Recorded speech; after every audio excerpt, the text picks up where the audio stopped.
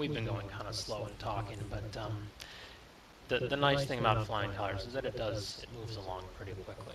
And once the fleets get close and there's a lot of firing, obviously it slows down more when you have to stop to resolve all those shots. But it's one of those things, again, when you go through that shot process, many times, it becomes almost second nature. And a lot of times, if you're staying at the same range, taking that same shot, you kind of remember what it is. It's like, oh, yeah, it's 5X's, okay, that means I've got 7 firepower, yep, it's 7 with the +1, okay, roll it. So it does move along pretty quickly, and in a scenario like this, if we weren't taking the time to talk a lot, I mean, we could absolutely finish this 8-turn scenario in one night, probably 3 hours, 4 hours max, probably quicker than that. Cards, the cards that come with Serpents of the Seas can be used in any of the battles. They're meant to be sort of an optional add-on. The ones where you have to use them are for those ship duels that come with Serpents of the Seas. That's a total different beast. Those can be fun to play. Those are just one-on-one ship duels with one ship piece. But the cards can be used with any battle at all. It's another thing where it adds time to the time it takes to play. So I wouldn't recommend using them, if you're going to play Trafalgar or something really big like that. They work best, I think, with probably something of this size or smaller. I don't usually use them if there's, more than probably 12, 13, 14 ships on a side. Anything larger than that, I think it just slows it down too much. But they are designed so that you can use them in anything if you want to. Do you think that duels is a good way to learn the system? No, I don't. They are fun to play, but they don't really demonstrate, the rules that come into play in all the other scenarios. They're sort of their own separate thing. They can be fun, but they aren't what the system was designed to show originally. So if you do play a ship duel, first of all, you have to learn how to use the cards right off the bat. And the cards are a whole, they introduce, you've got suddenly 5 or 6 different ways to use a card and a whole bunch of options to think about that you don't have to deal with in a scenario like this. There aren't any leaders involved, so you don't have those standard leader mechanics that would come into play in every other scenario. So it sounds kind of funny because you'd think, oh, there's only one ship on a side, so it must be a good way to learn. It's actually not. I would not recommend doing those until you've got, you play something like this a few times just to kind of get the hang of moving and firing and how all that works. Okay, I'm back. Sorry about that. No problem. Oh, here, let's move you back. I don't want to give you this good a shot just yet. Actually, that's where I was. Yeah, I was 2 away, I thought. Oh, no, that's right. I moved 1. We had just moved you up 1. Yeah. Alright, so you are 2 away from me. You're about ready to blast away. I think you got me 3 away. I think you're 3 away, yeah. Oh, well, you're 2 away on my map. Why don't go ahead and move him to... That's where I should be. Back 1, because he had a shot on you partially before. Right, because he went down and he touched the rear hex. Right now, your bow hex is in 33-32. Is that where it is for you? That's where I was. Oh, I thought you were in 34-32. Yeah, you were 1 back. That's where you were. That's where you were when I took defensive. Yes, in fact, if you're 1 back, you look Frenchie. Oh, because I was going for what I thought was a rake. No matter. No, if that's where you meant to move. I mean, that's fine. I think you could have gotten there from where you started out originally. Is that what you meant to do? Where he is right now? Well, that's why when you were talking about the raking stuff, I was like, oh, yes, I'm in, I'm in prime position. Yeah, I think that's not where you were when I took my shot, but go ahead and do it this way, because this will give us a chance to go through the rake process, so that's good. And that's why I was confused about your fire, because I saw that you weren't in the arc, or I wasn't in your arc of fire, and I thought the line of sight is what was superseding that. Oh, okay, well, we might have gotten out of sync or something, but let's go ahead, yeah, take your shot from there, and then we'll do the whole rake thing. Okay, well, let's see. So I'm at a rate 3 with no modifiers at a range of 2. That's 9. I get a plus. Wait, you're at a range of 1 there. Are we still not synced up? I don't think so. I have an intervening hex in between us. I see the same.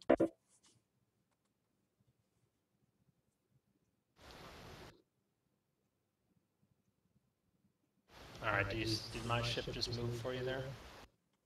Yes, now we're adjacent. Okay, good. That's what I see too.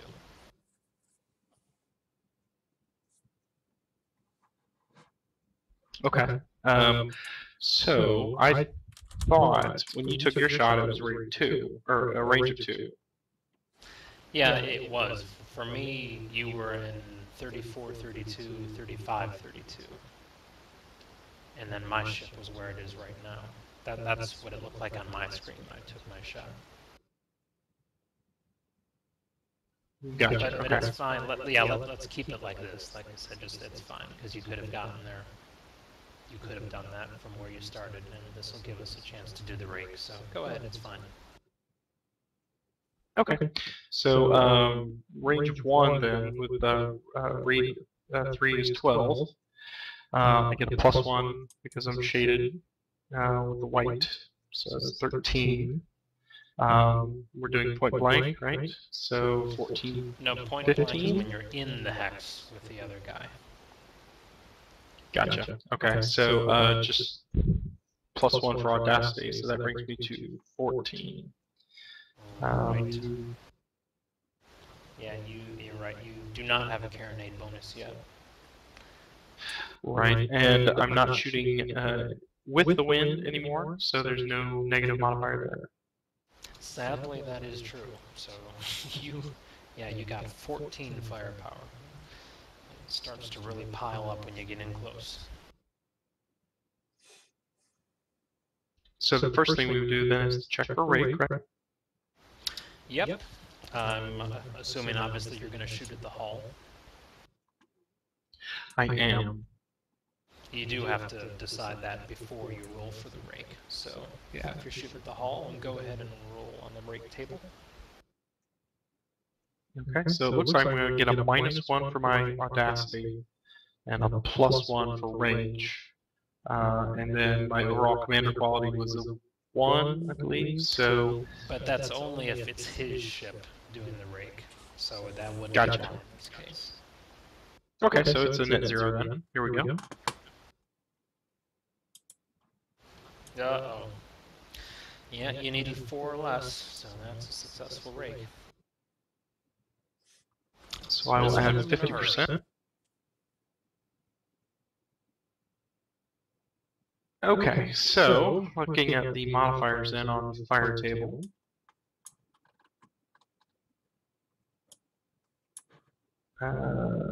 Nothing really. I'm not British, I'm not firing with or into the wind. So I'm just going to do a timed 50% extra for any damage caused by the battle rake. So here we go.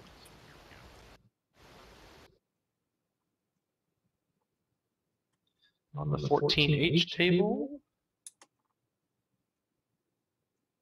Ah, good time for a 0. Boo! That is 2 hull hits. So that Plus the makes 50%, so 3. Yep.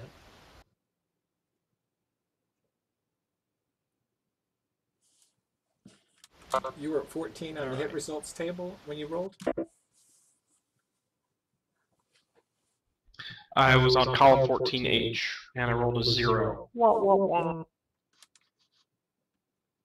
Okay, I was looking at rigging.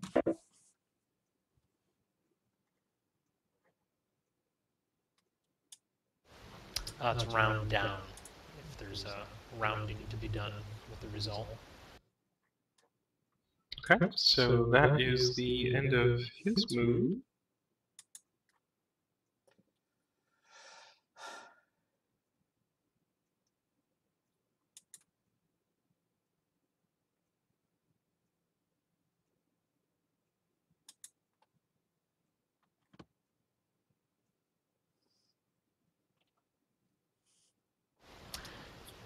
While you're moving, I was going to say too, yeah, we were talking about point blank fire.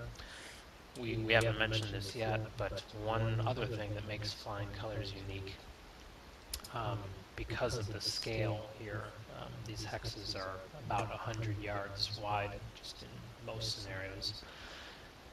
Ships can actually move into and through other ships here.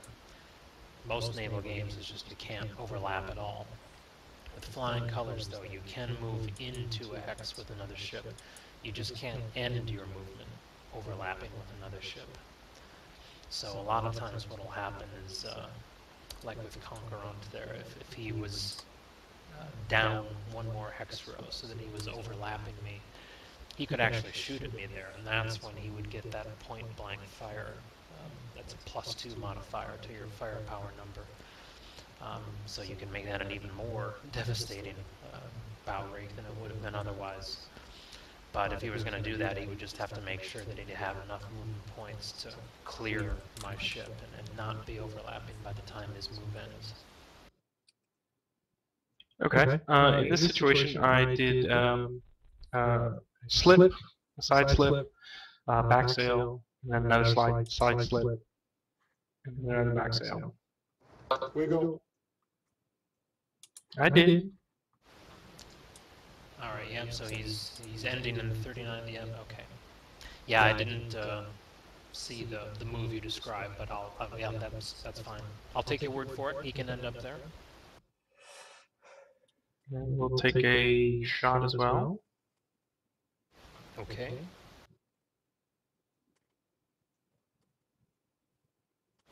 So it looks like your bow, if you trace the line of sight to my bow, that's going to go right down the hex spine of Conquerant's stern. So it looks like it'll be a partial broadside shot. Yeah.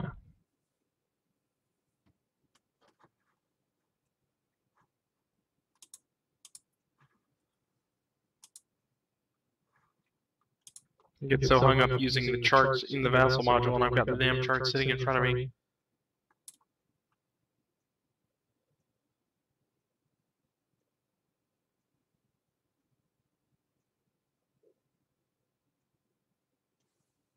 So its fourth rate at a 6 range is a 3.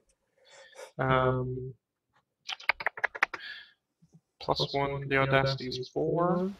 But you're actually 5th rate, because it's a partial broadside. Gotcha. So that comes down to a 2, and then modified to a 3. Yep. Then -2 for. Audacity. Yep. So 2, 3, and then -2 for the firepower, because I'm firing with the wind in this scenario. So it's a 1. And you said hull or rigging for this one? I haven't decided that yet. I will do rigging just to offset it. So 0. Okay. This is a pot shot. Alright, so on the 1R column, here we go. I got 1 rigging hit. And there you go. That's just what you needed to get in some damage, so it's a good thing to shoot at the rigging.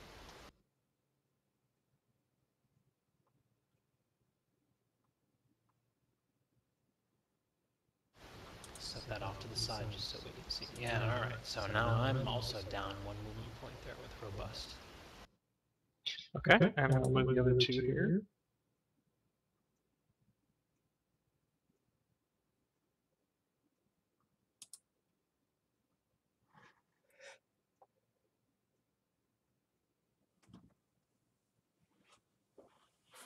And that group is moved. I gotta wiggle our dent there for us. Other one. There you go. Okay.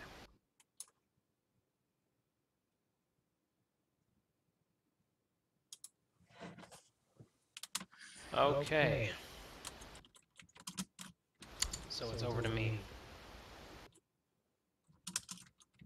Yes, sir. Alright, well, I will start out with robust. And I'll remember to make my rule this time since he's out of command. Because this will affect him very much now, since if I fail this, he cannot end adjacent to you. So I need a 0. No, alright. So I can't fire at you offensively, and I cannot end up adjacent to you. Oh, except, I believe, this rarely comes up. I think if I start adjacent to you, I can. Let me check that just to be sure, though. It hardly ever comes up.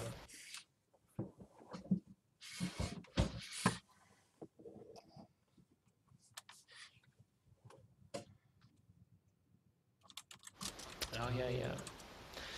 Yeah, if the command check fails, the ship may not end its move adjacent to an enemy ship or fire when activated, unless it starts adjacent to an enemy ship. So actually, in this case, I am allowed.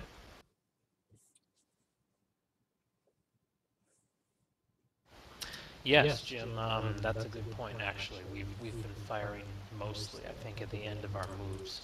But you don't have to wait and fire at the end of your move. You can fire at any point during your move. The only qualification is that you have to spend at least 1 movement point before you fire. And it's the same deal with turning. You can fulfill that by backing sails. You don't actually have to physically move forward. And a lot of times that is, in fact, what players do. So it's a good thing to keep in mind. Alright, so robust. So he's no restrictions here on what he can do.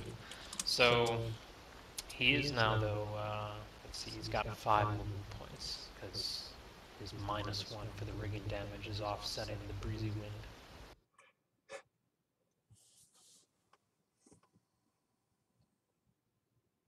So I think what I'll do is I will go ahead and do what we're talking about here. I'm going to move straight ahead right through Conquerant. Well, let's see, actually, if I do that, I'm going to... Well, no, it'll be okay. If we were using the defensive mechanism, I probably wouldn't do that, because that would open me up to a pretty bad stern rake shot on your part. But since we're not using that rule, I can turn before that happens. So what I'm going to do is move ahead for 1. Just to show where he is, and move ahead another 1. So that's 2 spent so far. And I'm going to back sails for 3. And turning there, that's 4, because that's going from reaching to running. And so here, with 4 movement points spent, with 1 more to go, I am going to go ahead and fire right now.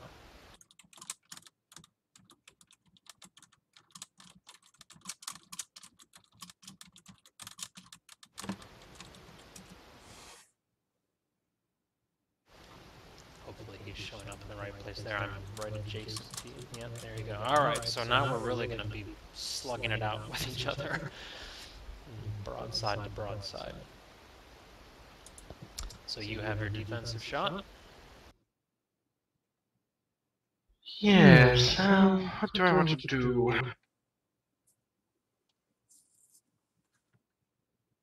Let's go ahead and, let's see. So we're range 1, make 3, 12, 13, 14.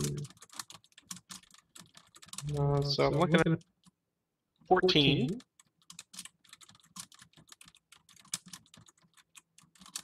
And I will shoot at the hull again. And no modifiers, so just a straight up on the 14H column. So here we go. Okay.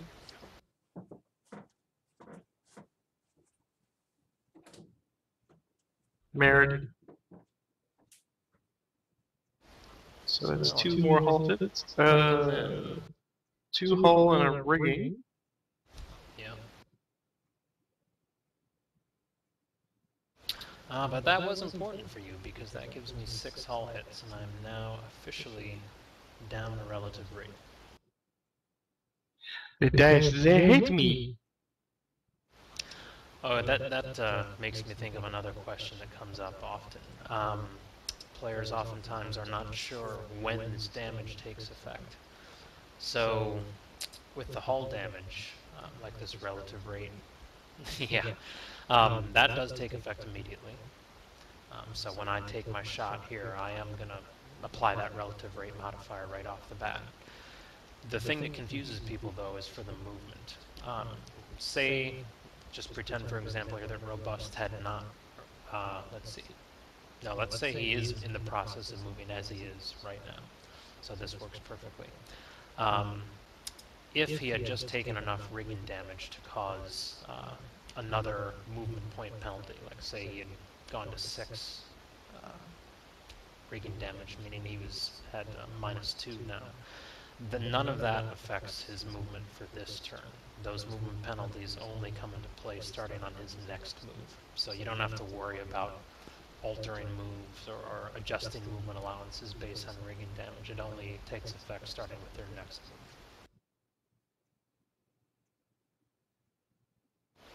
Okay, so I'm shooting back at you. So I am also 3 adjacent, which, well actually, yeah, now I'm 4 adjacent because of the relative rate penalty. So that's 10 firepower. So let's see, now it's 10, but I've got +2 on carronades for being within range 3 and being within range 1. So that 10 becomes a 12, so I'm going to be shooting at you on the 12 column. Oh, for better or worse, I'm going to stick with the rigging, I think. So we're on the 12R column, and I'm neither with nor into the wind, so none of that matters. So it's just... Do carronades count only for hull, or is that they can go for rigging or hull? Yep, no, they affect both. Because they can hit masts and things like that, even if they're not hitting the sails, they can still take out masts and spars, other things that would affect the speed of the ship. Gotcha. Alright, here's my roll on the 12R column. 6 gives me 3 rigging and a hull.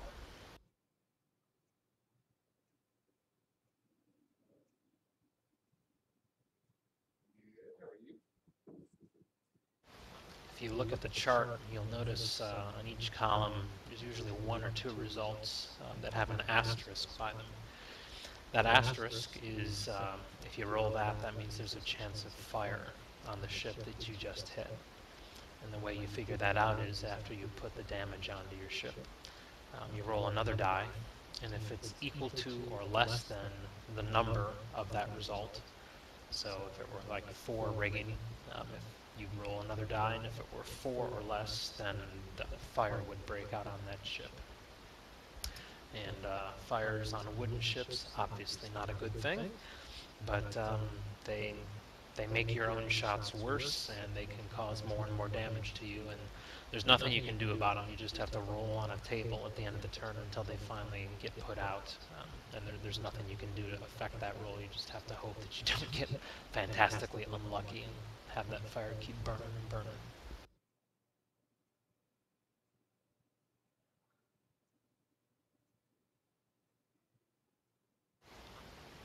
Alright, so that's it for the firing, and I've got 1 more movement point to spend, so I will move forward with that last one.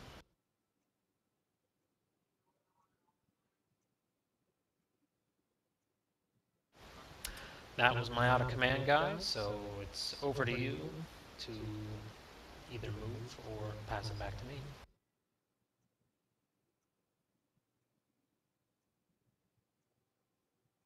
I will, I'll go ahead and move the other group.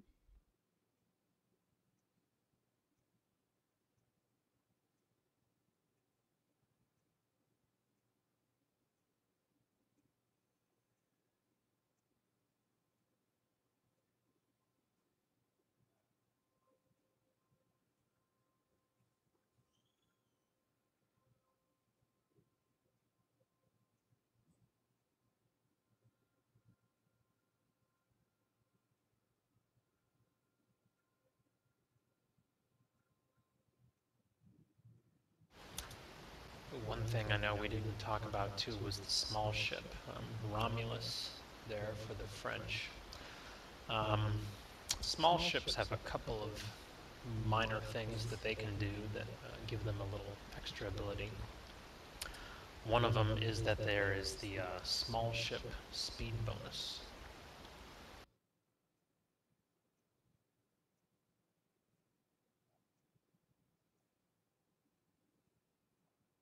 Let me just get to it, make sure I'm telling you the right thing here.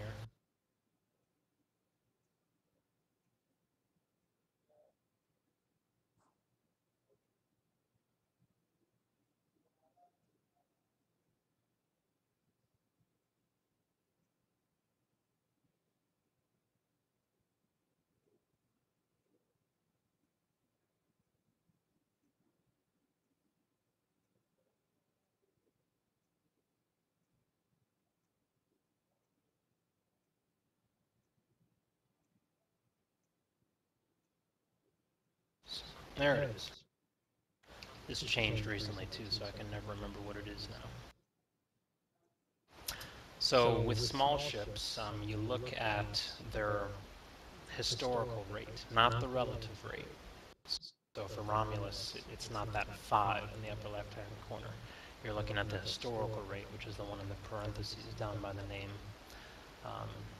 It's 44-5, so that means it was 44 guns in reality and a 5th rate ship in reality. So it's a 5th rate.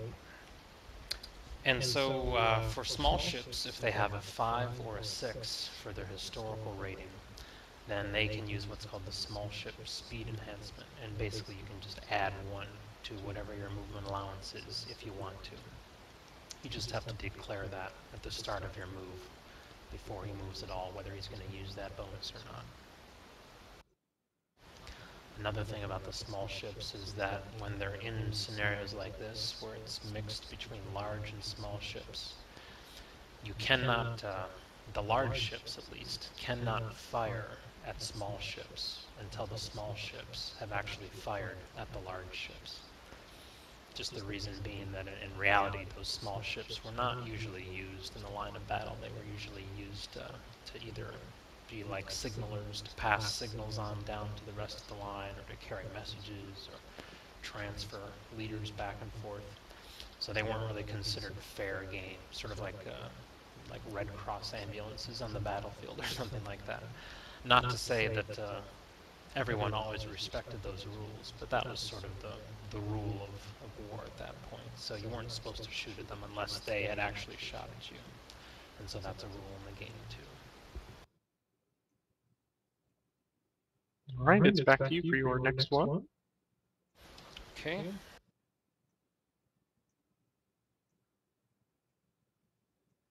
So I'll do Arbuthnot next with his 3, and these guys are all in command.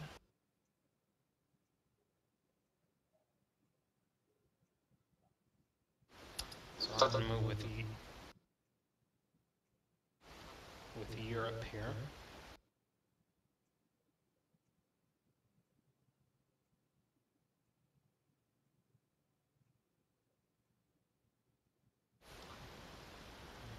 That's 5 to get right there.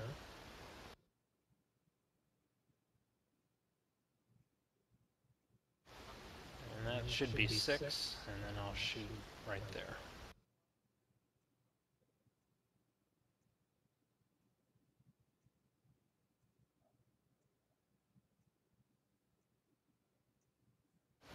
Shooting at poor old Conquerant there. So you don't have any defensive fire available here, I think. All the ships that are in range have already used their broadsides. Yep. Alright, so I'm 4, at a range of 1 is 10. Europe here does have a white circle, so 10 goes up to 11. And then I've got the 2 carronade bonuses again, so I'm on the 13 column.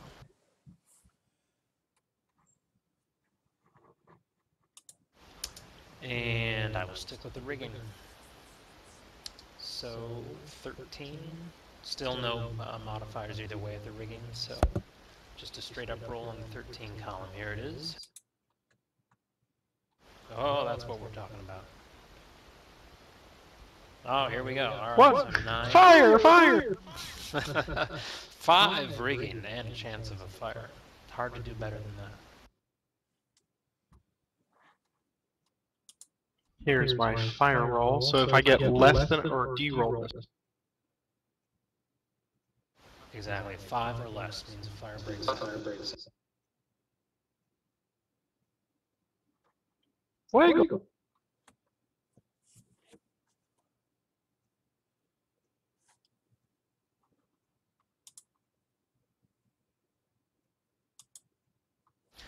Yeah, that's a great result for me. For damage, all ships, regardless of their size, have 14 rigging hits that they can take. On the 15th one, they become dismasted and can no longer move. They can still fire, but they just can't move, and they drift with the wind. So, right now, if I can just put 4 more rigging hits on Europe, or on Conquerant, he'll be dismasted, which will be great for me.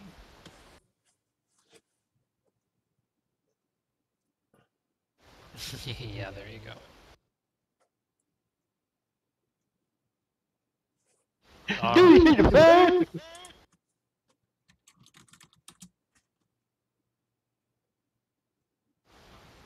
Alright, Prudent is next. He's just got 3.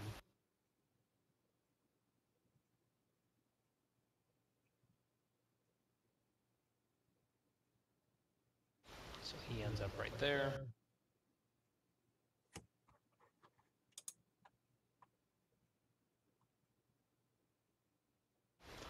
And I'm gonna have Arbuthnot end up right there.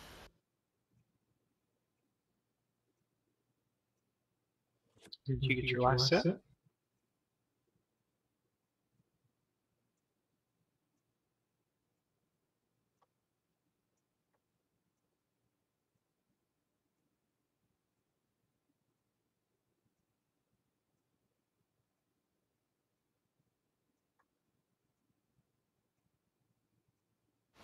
And like so.